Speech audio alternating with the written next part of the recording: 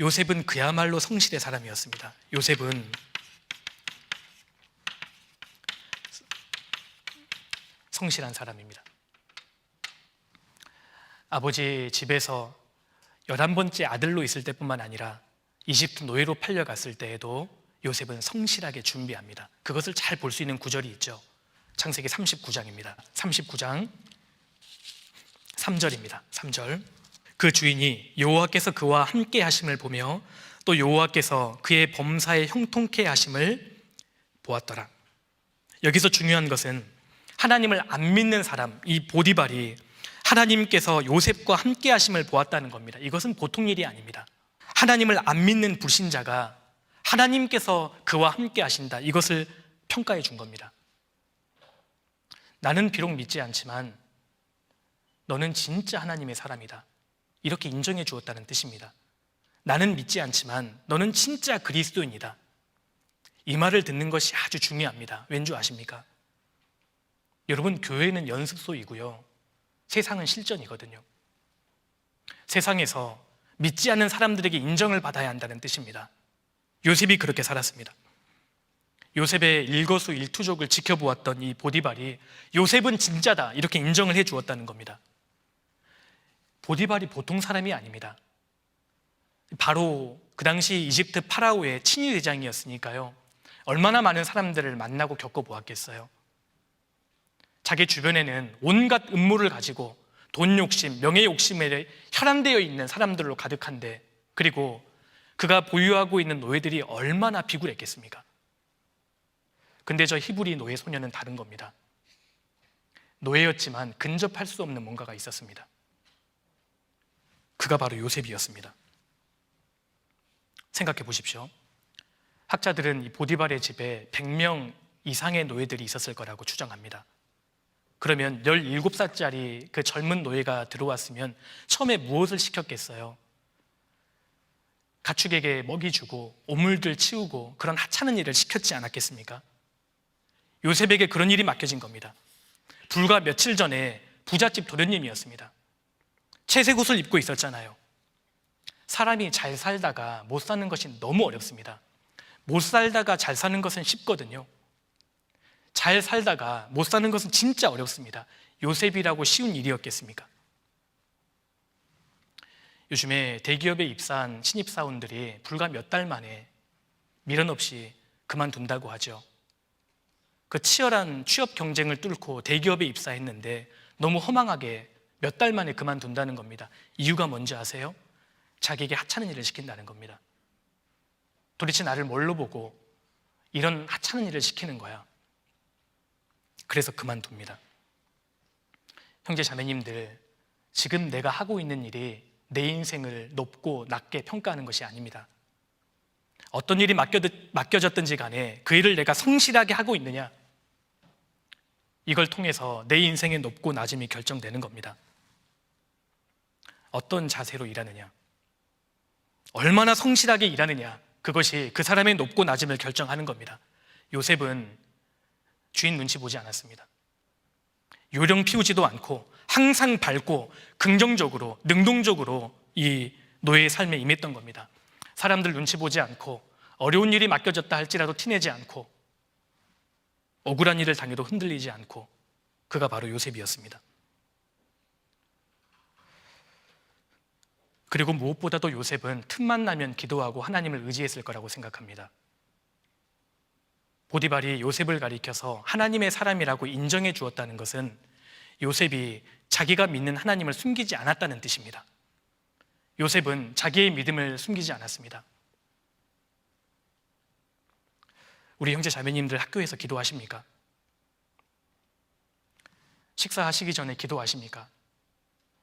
남들이 볼까 봐 5초, 한 10초 정도 눈 감았다가 뜨는 것, 그걸 기도라고 생각하시는 건 아니죠?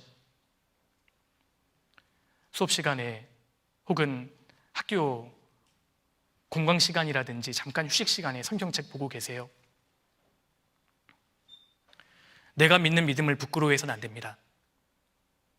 당당하게 밝히셔야 합니다. 요셉이 그러했습니다. 자신의 믿음을 숨기지 않고 어떤 어려운 일이 맡겨졌다 할지라도 성실하게 최선을 다했던 사람이 요셉입니다. 그런데 처음에는 누구나 그렇게 살 수 있습니다. 근데 시간이 지나면서 노예의 삶을 살다 보면 사람들이 다 천하게 바뀝니다. 근데 요셉은 변하지 않았습니다. 그래서 보디발이 이렇게 결론을 내릴 수밖에 없었다는 겁니다.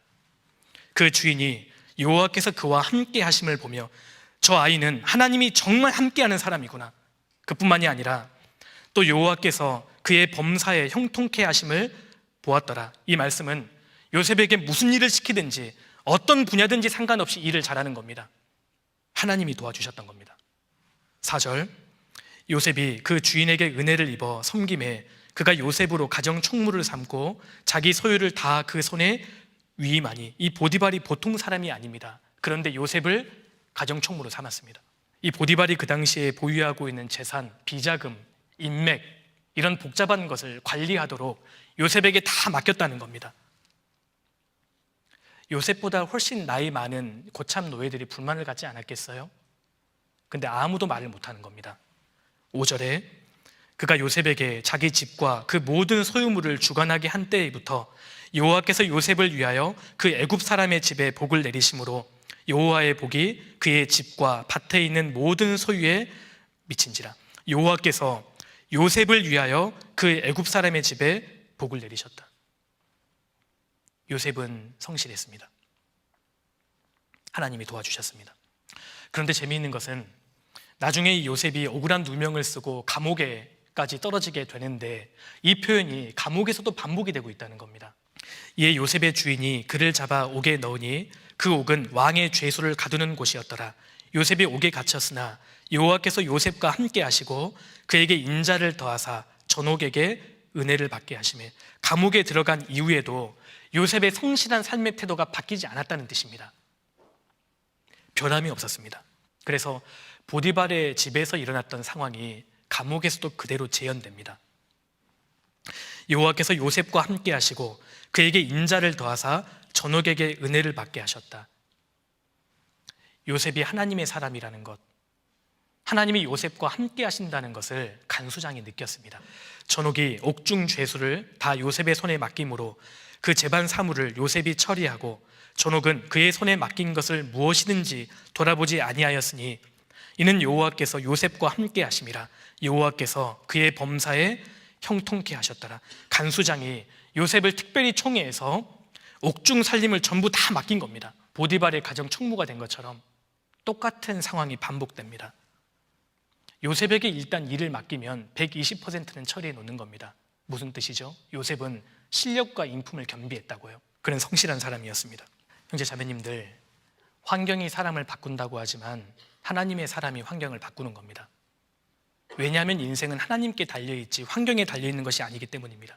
그러니까 우리가 어떤 상황에 처하고 어떤 대학에 들어가고 불평하지 말아야 합니다. 하나님께서 내게 어떤 상황을 주시더라도 불평하지 않고 원망하지 않고 끝까지 자기 위치에서 성실히 다하는 사람, 성실로 채워나가야 합니다. 어떤 환경에서 무엇을 하는가가 중요한 것이 아닙니다. 그 일을 내가 어떠한 태도로 하고 있는가, 이것이 내 인생을 결정짓습니다. 요셉은 아버지의 집에서나 보디발의 집에서나 감옥에서나 모든 일에 최선을 다했습니다. 하찮은 일을 맡겨졌다고 해서 하나님 원망하지 않았습니다. 갑자기 자기 인생이 바닥으로 떨어졌다고 해서 자기 인생을 저주하지 않았습니다. 보디발을 원망하지 않았습니다. 보디발의 아내에 대한 복수심으로 이를 갈지 않았습니다. 하나님이 어떤 환경을 허락하시든지 그는 성실하게 최선을 다했습니다. 생각해 보십시오. 하늘 보좌에 계셨던 우리 주님이 목수일을 하셨다니까요. 내게 주어진 학업에 최선을 다해야 합니다. 하나님이 내게 맡겨주신 위치입니다. 동시에 교회에서도 맡겨진 이 봉사의 일을, 교제하는 일을 빠져서는 안 됩니다. 우린 이 두 가지를 다 해야만 하고 또 다 할 수 있습니다. 거듭난 그리스도인들입니다. 누구보다 아침에 일찍 일어나서 기도하고 큐티하고, 학교의 형제 자매님들이 한 분도 모르셨다 하더라도 끝까지 그 큐티 자리를 지키고, 수업 시간이 되면 가장 앞자리에 앉아서 최선을 다해서 공부하고, 밝은 표정으로 모든 사람을 대하고 그들에게 선을 베풀고 틈틈이 전도하고, 분주하지만 연합모임, 사무엘학교, 수련회 모든 모임에 참여하고 형제 자매님들 틈틈이 또 섬기고, 시간이 부족하기 때문에 늦게까지 도서관에서 공부하고 최선을 다해야 합니다. 이것이 요셉의 인생을 만드셨던 하나님의 방법입니다. 우리가 아무리 힘들어도 요셉처럼 노예는 아니지 않습니까? 이렇게 대학 생활을 성실히 보낼 때 하나님께서는 우리 인생을 빛나게 바꾸실 겁니다. 이거는 틀림없습니다. 그래서 하나님께서는 노예든 죄수든 학생이든 직장인이든 우리의 삶의 태도를 보고 계시는 겁니다. 하나님께서 허락하신 내 위치에서, 내 대학교에서 정말 최선을 다하고 있는가? 가정에서, 교회에서 주님 맡기신 위치에 성실히 다하고 있는가? 그러니까 오늘 우리가 살고 있는 이 일상은 하나님께서 나를 준비시키시는 훈련소인 겁니다. 최선을 다하십시오. 대충 해서는 안 됩니다. 하나님 그 모습 보기를 원하십니다. 성실로 날마다 채워가십시오. 그럼 하나님이 내 인생을 만들어 가실 거라고 생각합니다.